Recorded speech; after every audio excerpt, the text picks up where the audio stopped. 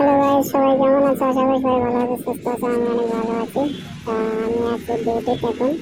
সকাল 9টা বাজে, তাই অনেক রোদ উঠছে, দেখতেই পাচ্ছেন।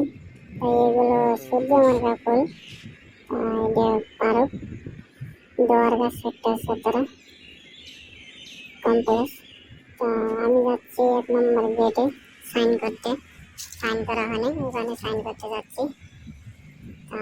এই যেটা পার্কিং, নিচে পার্কিং যাওয়ার জন্য রাস্তা। এই সূর্যমুখী ফুল এলে এখনো ফুল ফোটে নাই, ফুল ফুটলে অনেক সুন্দর লাগবে। গাছগুলো অনেক সুন্দর লাগতেছে। এদিকে ফাঁকা, এদিকে ফাঁকা।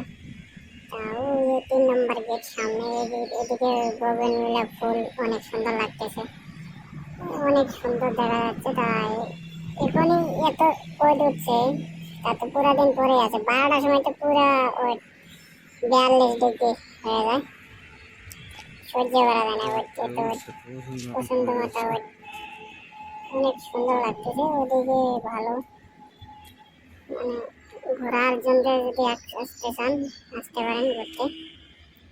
100 টাকা করে টিকিট লাগে, ঘুরতে আসতে পারেন, অনেক সুন্দর।